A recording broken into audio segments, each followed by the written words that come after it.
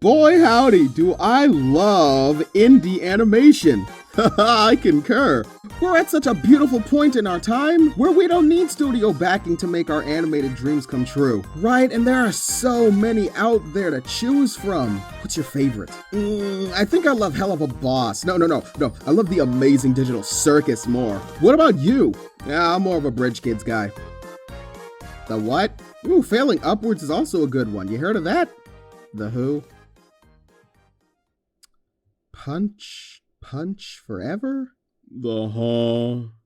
I thought you said you loved indie animation. Oh, I do! So many indie creators are bringing forth a new renaissance in animation! I love Hell of a Boss and Digital Circus! This isn't a satire, this is based on a real conversation I had with a friend. While independent creators making it their own online is nothing new, nor are independently produced cartoons, indie animated shows and pilots are now more prevalent than ever. It's amazing what people are able to accomplish with a couple of friends, a stylus pen, and a dream. And while undoubtedly Spindle Horse and Glitch Productions are leading the charge, there are still a ton of cartoons that I feel get overlooked. Like, come on, people. If we want indie animation to continue to grow, we can't keep glazing the same two shows. There are hundreds, if not thousands, of other great cartoons right here on the web. And that's why I'm here today. To bring to light some indie shows you may have never heard of or just straight up ignore. Pour one out for Monster Lab. These are my top indie animated shows, or pilots. Ground rules. Anything by Vivziepop or Glitch are exempt from the list. Those shows get enough attention. So I'll round up all my thoughts on these shows in a lightning round. The Amazing Digital Circus is an otherworldly, nerve-wracking experience I wasn't ready for but desperately need more of. The Gaslight District is gritty, grimy, beautiful, and I can't wait to see more of it. And Has-Been Hotel and Hell of a Boss are definitely shows that exist.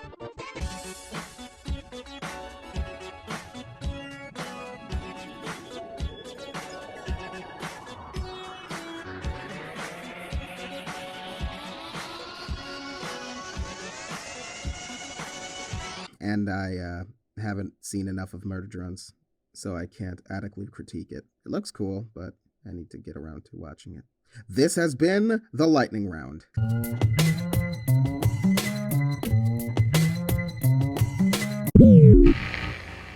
Captain's log, day 314 since launch. We're picking up speed.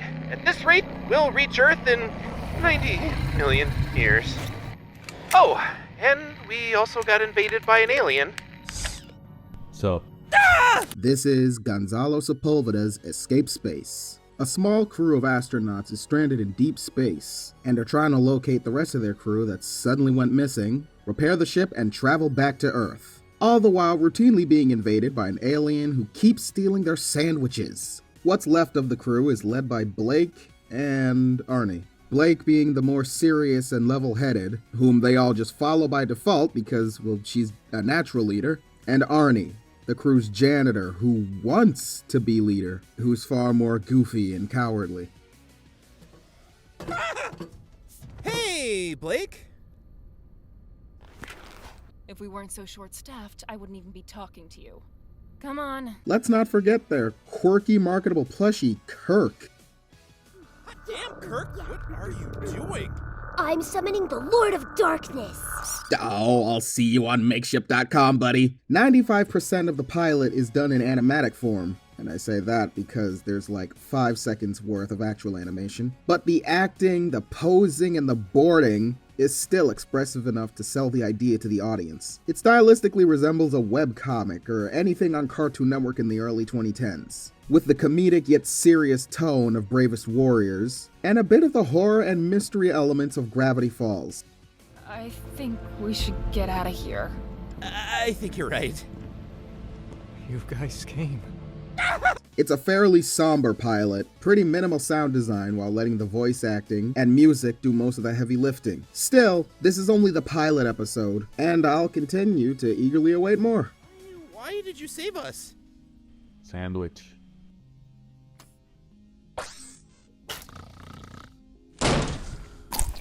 Cheese and rice, mad dog. You lost your slugs again, didn't you? Found it. Oh, God.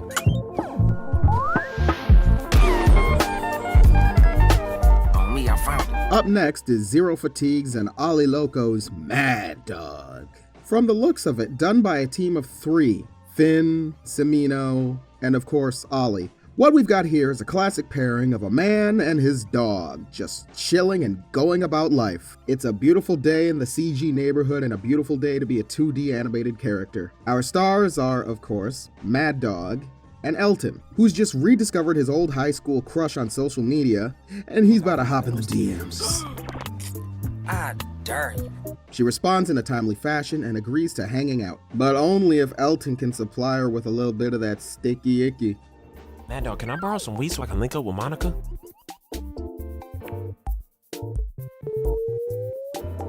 Oh.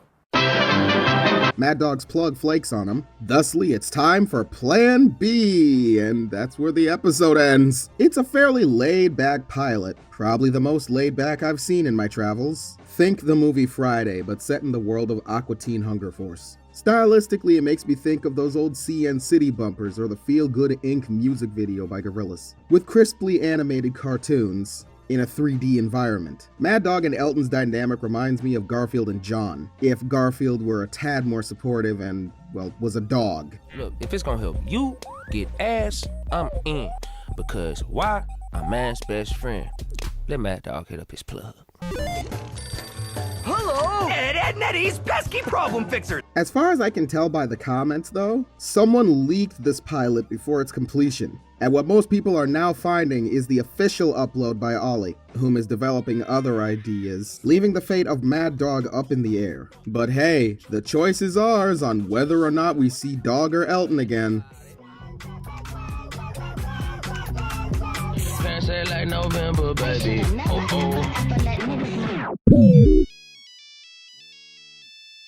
What's up, Pipes? We're doing nicknames now? Oh, hey, Cody. So you're at the store bright and early, huh? At this point, I've forgotten the difference between night and day. Alright, I'm real excited to talk about this one. Brought to you by Wayback Studios, Gary Tamarki's Failing Upward. Definitely the most relatable one on this list. It's about 20-somethings, JC and Cody, going about their everyday struggles, such as being in between jobs or enduring a job you hate, living home, dealing with crappy roommates, or oftentimes, in JC's case, having to play the third parent.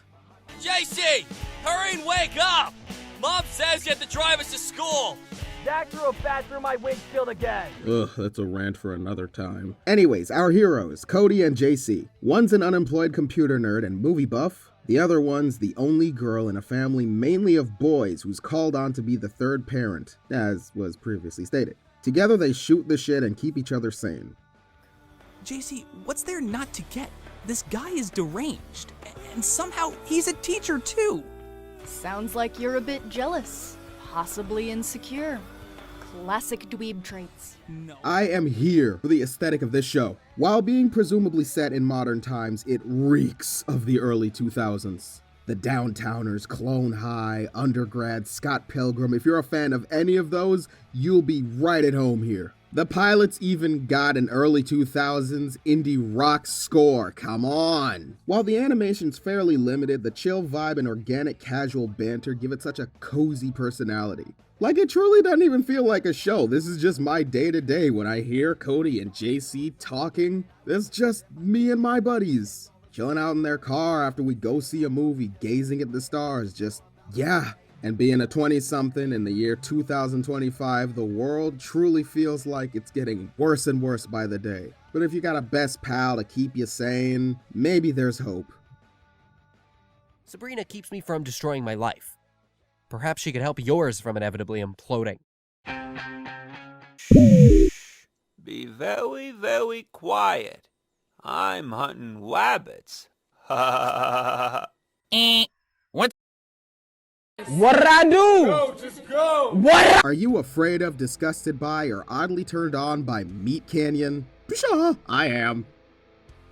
Shoot, I wasn't recording, was I? Hunter Hancock, or as he's better known, Meat Canyon, or Papa Meat, or Meaty Magic, is known on the web for ruining many a childhood with his cartoons. How could you forget classics like When You Wish Upon a Star? Dear God, where's that fairy? Fairy, take away this puppet boy's life. Or Jawbreaker, my entry point into his bizarro world of animation. Have you ever wanted to see something so beautiful?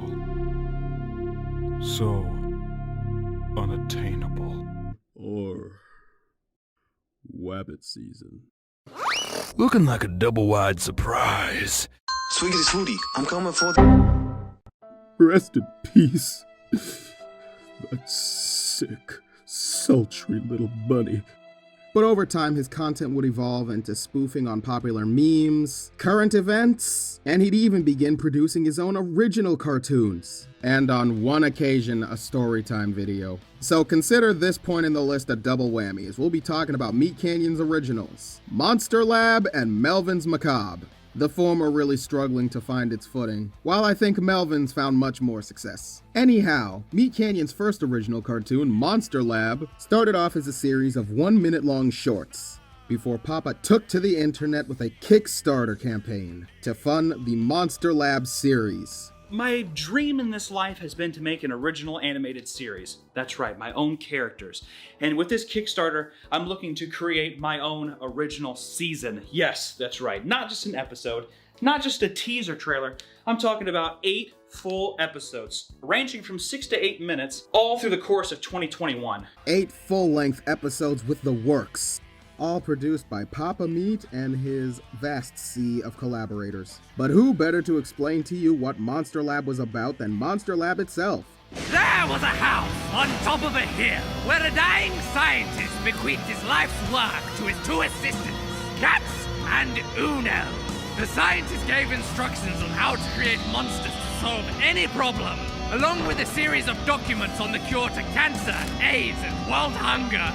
But, unfortunately, due to an untimely grease fire caused by someone cooking some fries, not naming any names, but the house was burnt down, and the scientist's work was lost with it. Now, with a handful of monsters and a fire insurance check, Cats and Uno have purchased a 3-bedroom house in a quiet suburban town.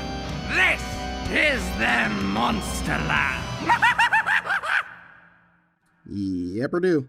Cats and Uno burn down the lab they previously called home and move into a house in the suburbs. What the intro neglected to mention was they're constantly being watched by their neighbor, one Henry King, a former policeman who suspects something screwy going on in their house. So mysterious, so dark. I can only imagine what kind of evil lurks in that house. You're pregnant with our baby? What starts as being kind of a sitcom evolves into an interesting character study with our main leads.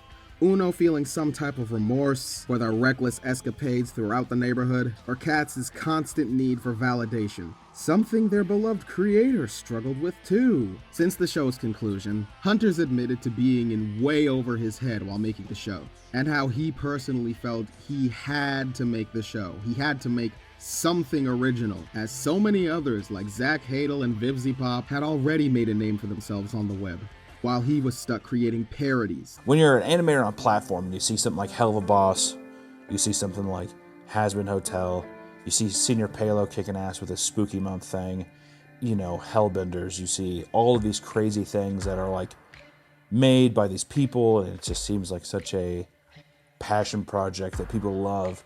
I feel like you get worried that you're maybe not doing something on that level, that you're not achieving that kind of thing that has that substance or that heart that is what makes people stay around. As an artist, I just want to keep growing. I don't want to feel like I'm just making the same thing over and over again, which maybe I thought I was doing. And even for a small channel like my own, I know a bit of what that's like.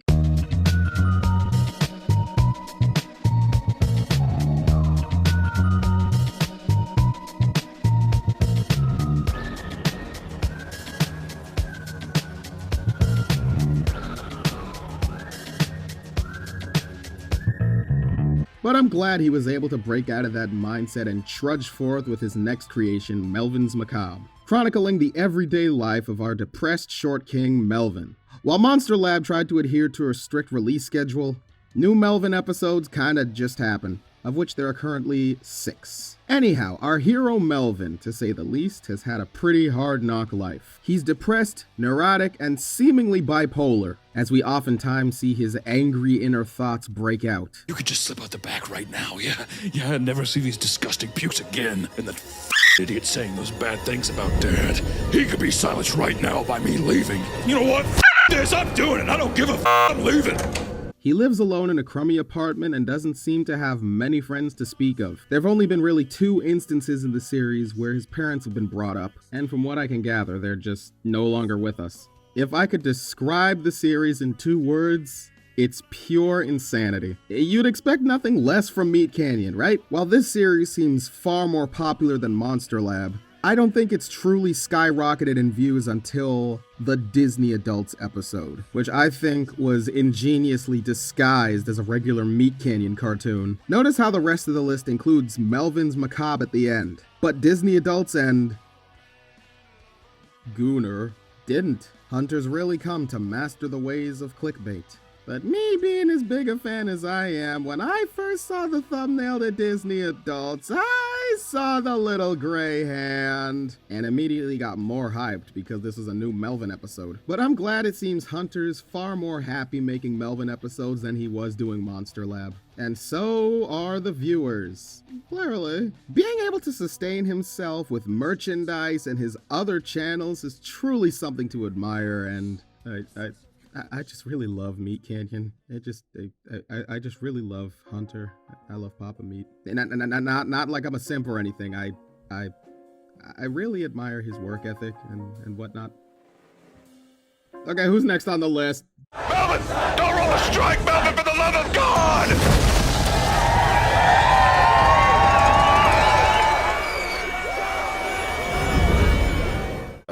There you are. Can you believe this? There's no one even here. There's no one in the office. This is an emergency, and there's no one here to. School got out like an hour ago, so they probably went home. Oh, right. Destined to become a classic on the web, Mike Karf's Bridge Kids, co-created by Adam Makowicz. Really hope I pronounced that right. Born from a 48-hour video challenge, Bridge Kids stars Lars and Fugger, 2 Mad Magazine caricatures admiring a dead body under a bridge. Bridge Kids. But the 2-minute film gained enough traction for Mike and Adam to continue forth with Bridge Kids, the series. We expand to the world beyond the bridge as we see them go to school, chill at home, and awkwardly fumble through life. Did you know that games used to not have loading screens? Because they actually, you just start it and it would go. It didn't want to waste your time. But now that's all games want to do is waste your time. Oftentimes butting heads with self-proclaimed rappers and school bullies, Mo and Skid, with occasional run-ins with the mentally unstable Isaiah. This is bad. My manifesto, it's missing. Yo guys, it's me, Charlie. That may not sound like much to you, but the simplicity, therein lies the beauty of Bridge Kids. People revere Smiling Friends for its unfiltered, natural dialogue between characters. I literally told you at the beginning the Renaissance men were coming into town. He didn't believe me. Well, so you knew that we're going to come and kill Griminali with arrows and stuff? No, I didn't know that was going to happen. Who are the Renaissance men? I don't know what that means, because that's not Renaissance. But that's not, they don't look like Renaissance. Bridge Kids does that, but somehow it's more authentic, because these are awkward kids bantering back and forth. What are you doing? Yeah, my friend, I'm meeting with him. He's over at the, Wait, let me just grab these real quick. I'll hop along with you. Well, no, you should stay right here, you know. You gotta clean up all this it's not paper. a big deal. Like, make sure you pick up every piece. I think I should come along it's litter with you. And littering's a, we could talk it's about a crime. And growing up, we all knew someone from this show. We had a know-it-all friend. We had the non-confrontational quiet friend who was just down for anything. The street-tough bullies, the shifty kid that wore all black for some reason. Bridge Kids simply oozes authenticity and charm. It truly captures what life was like as a kid growing up in the late 2000s. The cartoon itself, despite all its limitations, manages to look beautiful. The backgrounds often utilizing different shades of one color, with the environments looking like doodles you'd find in a kid's sketchbook or an underground comic. Even with the show being animated in Flash, oftentimes reusing the same assets, it's the voice acting that truly brings these kids to life, with most of the voices being done by Adam and Mike themselves. And while the characters Mo and Skid come off as the antagonists, I suppose, if you watch the show long enough, you'll find they have a truly wholesome friendship, more so than the main characters. Fugger's just always got something to say. Oftentimes he's ordering around Lars while he's just chilling. While Mo and Skid see eye to eye.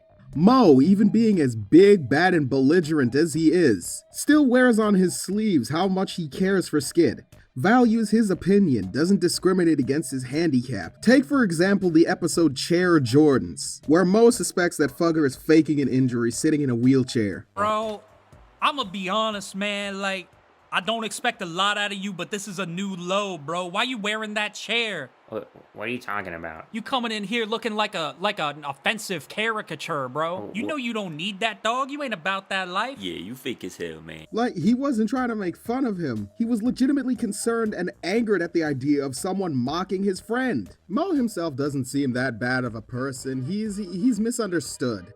Fugger, on the other hand, oh, sometimes I just want to curb stomp this little know-it-all. Friggin' traffic cone head, pizza-faced ass, actually, nasal-infected Bugs Bunny wannabe sounding ass. Oh, you think I have a problem? You think I should cut a cartoon character some slack? Oh, he's not real? Well, have you stopped to consider? Maybe I'm so hard on Fugger because when I was a kid, I was Fugger. I hate him so much because when I look at him, I can't help but see me in middle school. Oh, so desperate for companionship. Even having the one friend he was never satisfied. Constantly trying to be all in everyone's faces. This annoying little punk just wants a hug.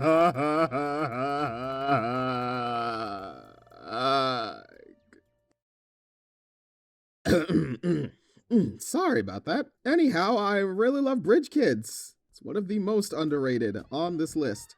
And you should all definitely watch it. The show is kept alive through views on YouTube and, of course, Patreon. So, yeah. Let's all go be kids under the bridge. There, justice served. That's what happens when you go around threatening other people with violence. We're gonna cut that bit out, right? And that was my list. If you stuck around to the end, I truly appreciate it. If I neglected to mention your favorite, then stick around for the next video. Yes, this is part 1 of a 3-part series where I discuss my favorites in indie animation. If you enjoyed my list or you're already a fan of any of the cartoons I mentioned, please like the video and comment down below. And please subscribe for part 2 and part 3 coming soon. And also, if you want to support the channel and see it grow, you can subscribe for that purpose as well. I have tons of animated content and reviews that I'd like to do, but I can't justify making them without your support. So please share this around with your friends and subscribe for more stuff to come. Your support makes a world of difference. Until we meet again, friend. Now wait, to be continued.